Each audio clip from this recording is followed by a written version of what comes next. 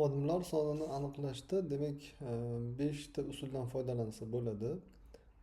Demak, tashkiliy tuzilmani tuzganimizda unga asosan har bir bo'limda ko'rsatiladigan demak ish joylarini ko'rsatib o'tamiz. Bu bizga demak e,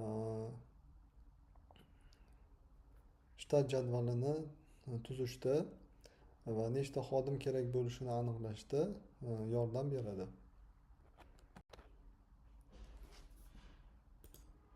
Birinchi usul bu me'yorlar. Me'yorlar demak o'rnatilgan har xil me'yorlar bo'lishi mumkin. Eng oddiysi demak vaqt bo'yicha belgilangan me'yorlar bo'ladigan bo'lsa, demak yil oxirida keyingi yil uchun demak Mehnat vazirligi tomonidan keyingi yilda ishlash vaqti bo'yicha me'yor tasdiqlanadi. Ana o'sha me'yor ham demak bizni ishni tashkil qilishimizda va demak xodimlarni, ishchilarni ishlatganimizda shu me'yorlar asosida ham qancha ishchi kerakligini hisoblab chiqishimiz mumkin bo'ladi. Albatta buni biz keyslarni offline formatda ko'rganimizda yana bir ko'rib chiqishimiz mumkin. Bundan tashqari demak agar texnologik qandaydir ishlab chiqarish bo'ladigan bo'lsa, ishlab chiqarishda uskunani ishlatish uchun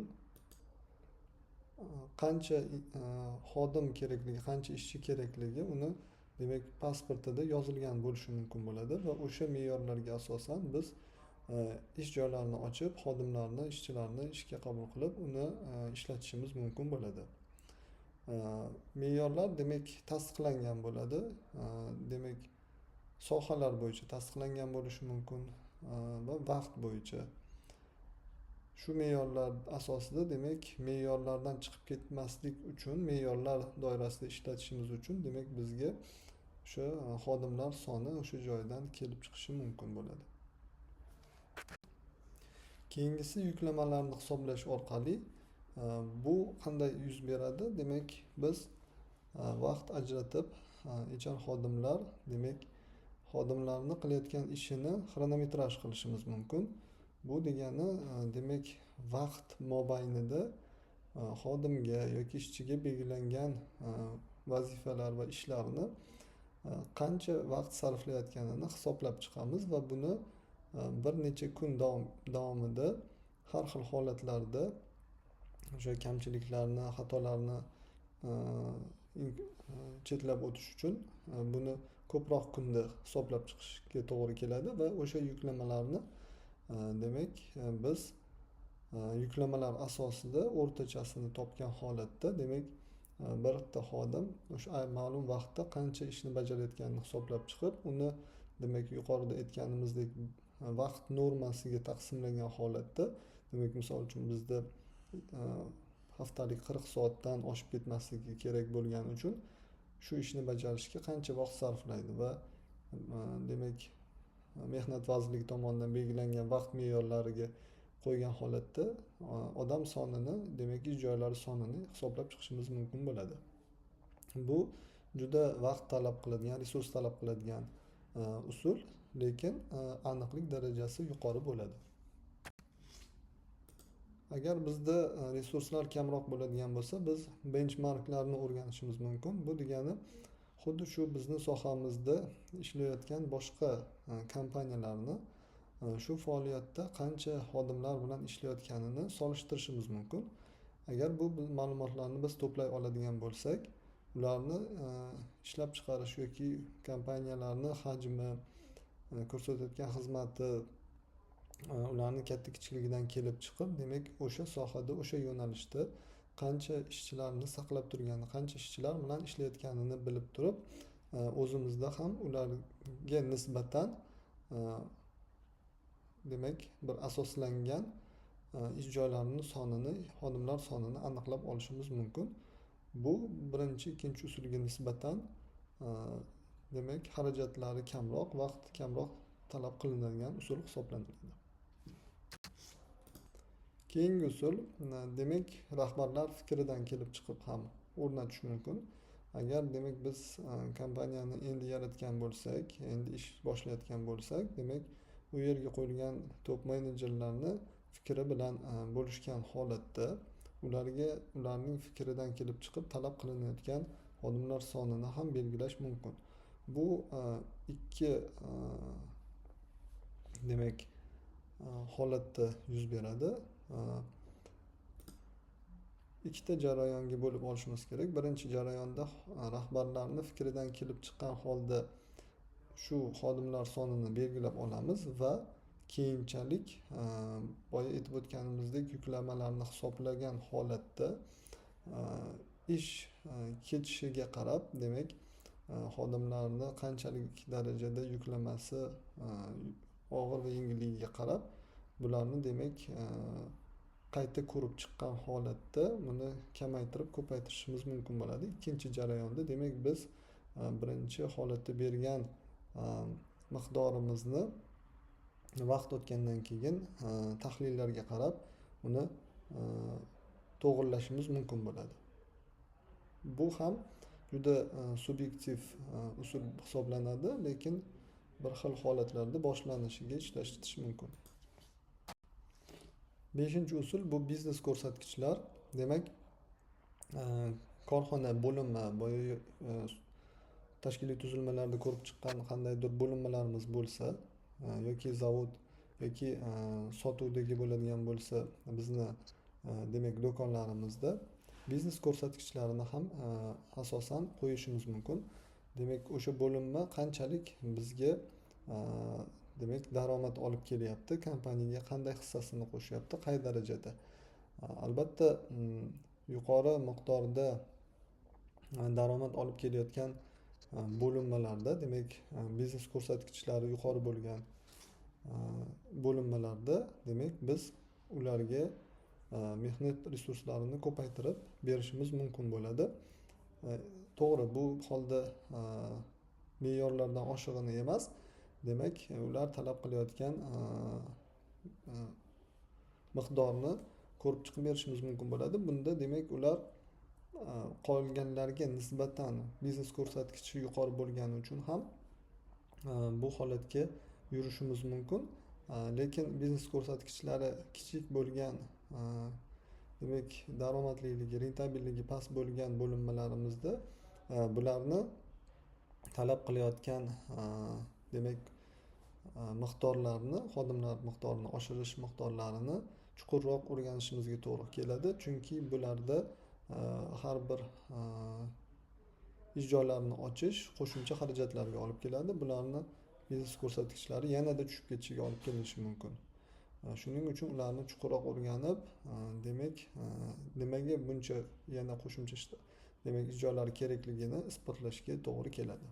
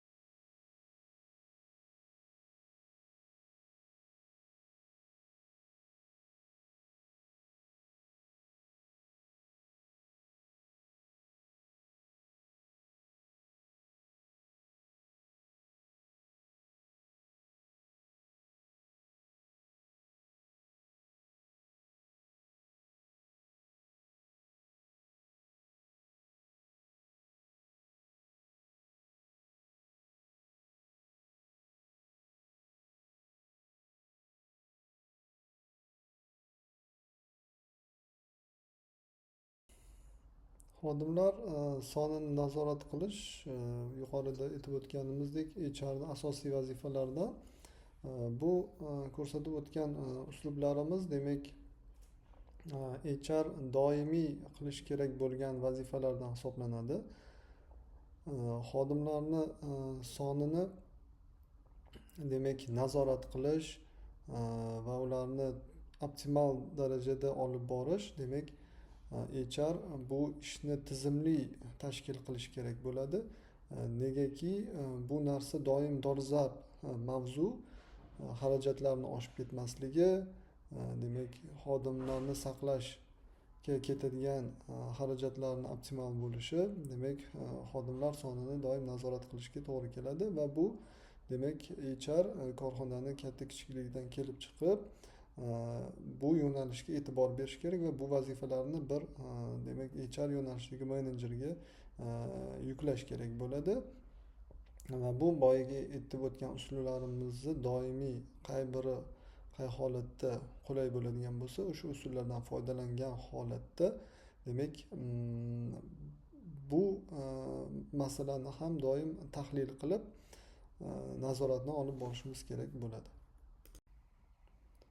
Xodimlarni sonini aniqlash usullarini ko'rib chiqdik. Bu demak yangi tashkiliy tuzilma ishlab chiqilganda demak har bir bo'limga kerak bo'ladigan xodimlar sonini aniqlash. Endi esa sizlar bilan xodimlar sonini optimallashtirishning usullarini ko'rib chiqamiz.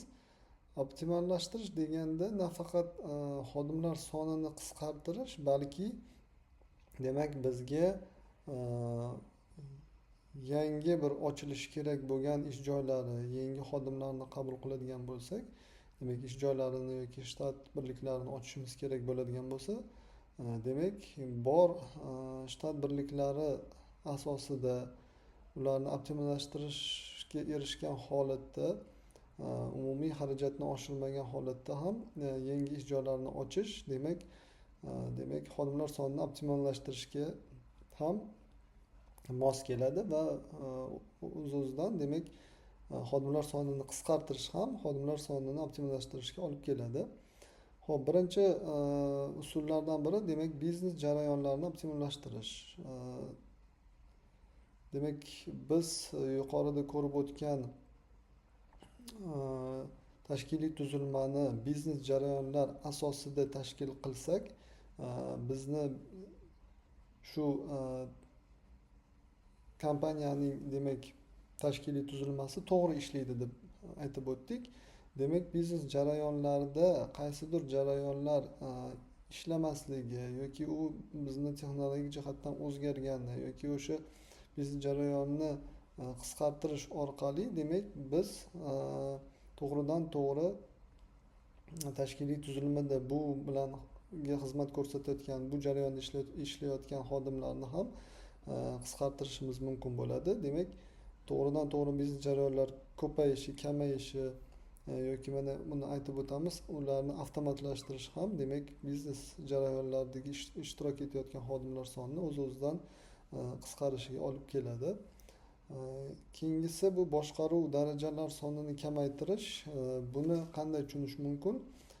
Demak iyerarxik tuzilmani ko'rganimizda esingizda bor. Uni demak rahbarning o'rinbosarlari, bo'lim boshliqlari, demak agar bu yuqoriroq bo'ladigan bo'lsa boshqarma boshliqlari, bo'lim boshliqlari va uning ichidagi guruhlar bo'ladigan bo'lsa guruhlarda boshliq yoki ularning o'rinbosarlari bo'lishi mumkin. Har bir demak shu lavozimlar, rahbarlik lavozimlari demak boshqaruv darajalarini belgilaydi.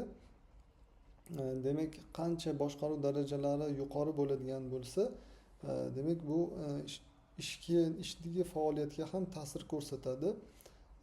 Ma'lumotlar tadqiqotlarga asosan har bir darajada demak topshiriq pastdan tushishiga qarab har bir darajada 15-20% gacha ma'lumot yo'qoladi. Demak rahbar o'zini o'rinbosariga qanaqadir ma'lumotni berayotganda yoki topshiriqni bajarayotganda u keyingisiga o'tkazayotganda demak ma'lumotlarni yo'qolishi bu tabiiy holat. Demak 3-4 darajaga tushganimizda ma'lumotlar sezilarli darajada o'z demak ma'nosini yo'qotishi mumkin bo'ladi. Shuning uchun ham biz bu boshqaruv darajalarini maksimal darajada kamaytirishimiz kerak bo'ladi. Shu o'rinda demak boshqaruvda bu ham me'yor deb qarasak bo'ladi. Boshqaruvning qo'l ostidagi demak xodimlar soni yoki bo'linmalar soni 4 dan 9 tagacha degan me'yor ham bor. Demak rahbarni o'zini qo'l ostidagi demak o'rinbosarlari 9 tadan osma bo'lgani maqsadga muvofiq yoki uning bo'limlari, uni qo'l ostidagi bo'limlari ham shu ko'rsatilgan miqdorlarda bo'ladigan bo'lsa maqsadga muvofiq hisoblanadi. Demak, biz ortiqcha boshqaruv bo'g'inlarini kamaytirish orqali xodimlar sonini optimallashtirishga erishishimiz mumkin. Xodimlar sonini optimallashtirishda yana keyingi usulimiz demak matritsaviy tuzilmani joriy qilish hisoblanadi. Matritsaviy tuzilmani ko'rib chiqqanimizda e'tibor bergan bo'lsangiz, demak u yerda resurslarni iqtisod qilish mumkin. Shu jumladan ish joylari xodimlarini ham, negaki matritsaviy tuzilmada shu loyihaga jalb qilinadigan bo'limlardan xodimlar bo'ladi va ular shu loyihani bajarish uchun bo'limlardan har xil mutaxassislarni jamlaniladi. Demak, yangi xodim olmasdan turib shu loyihani tugatish mumkin bo'ladi. Bunda demak bu usuldan foydalanib ham xodimlar sonini oshib ketmasligiga olib keladi. Yuqorida aytganimizdek, bu xodimlar sonini optimal darajada ushlab turishga va xarajatlarni ko'paytirmaslikka olib boradi. Keyingisi loyiha ishi. Demak, bunda matritsaviy tuzilmaga yaqinroq hisoblanadi.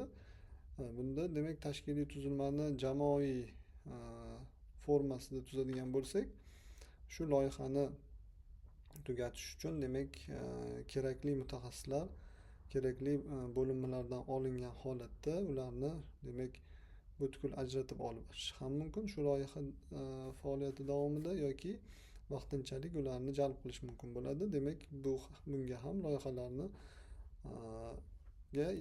yangi ishchilarni olgandan ko'ra demak bor ishchilarimizdan foydalangan holatda qandaydir loyiha ishlarimiz bo'ladigan bo'lsa, bularni ham xodimlarni sonini oshirmagan holatda yakuniga yetkazish mumkin bo'ladi.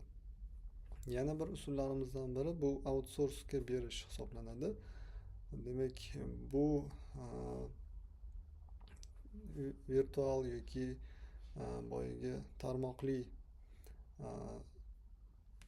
tuzilmalarimizda ko'rib o'tdik. Asosiy faoliyatdagi demak jarayonlarni outsourcingga berish orqali demak biz xodimlar olishni, demak xodimlar sonini oshib ketmasligini hamda ish joylarini ochmaslikka olib kelishimiz mumkin. Albatta outsource xizmatlariga biz xarajat qilamiz, lekin uni iqtisodiy tomondan hisoblab chiqilganda qaysidir jarayonlarni biz outsourcega berishimiz xodimlarni doimiy saqlab ularga qilinadigan xarajatlardan ko'ra arzonroq tushishi mumkin. Va shunday jarayonlarni biz demak qo'rqmasdan outsourcega berish orqali demak xodimlar sonini optimallashtirishimiz mumkin. Keyingisi funksiyalarni birlashtirish usuli. Bu demak bizda qandaydir yangi vazifani bajarish talab qilinadi va bu vazifa demak to'laqonli bitta xodimni kuni bo'yi qiladigan ishidan kamroq bo'lishi mumkin. Va shunda biz xodimlar yuklamasdan kelib chiqib bu vazifaga yaqin bo'lgan vazifani bajaruvchi xodimga demak o'sha funksiyani birlashtirish orqali unga yuklamasini oshirib berishimiz mumkin va bunda ham demak biz qo'shimcha shtat ochmasdan faoliyatni davom ettirishimiz mumkin bo'ladi. Takroriy funksiyalarni bartaraf etish bu demak yuqorida aytib o'tilgan usullarni demak xodimlarni yuklamalarini hisoblash orqali yoki biznes jarayonlarini tahlil qilish orqali demak qaysidir vazifalar, qaysidir funksiyalar qaytarilayotgan bo'lishi mumkin. Bu narsalarni bartaraf etish ham demak xodimlar sonini qisqartirishga olib keladi va biz xarajatlarni shu yo'l orqali qisqartirishimiz mumkin.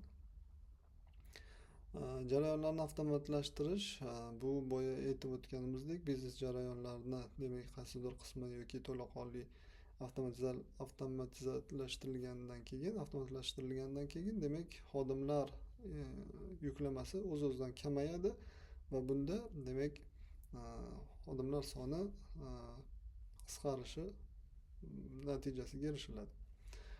Ichki o'rindoshlik usuli demak bu ham funksiyalarni birlashtirishga to'g'ri keladi, faqat demak vaqtincha uzoq muddatga yo'q bo'lgan demak xodimlarni o'rniga boshqa xodimga bu narsalarni o'rindoshlik vazifasi asosida yuklashimiz bu masalani ham demak yechim qilib bera oladi. Frilanslarni yollash ham bizni umumiy xodimlar sonini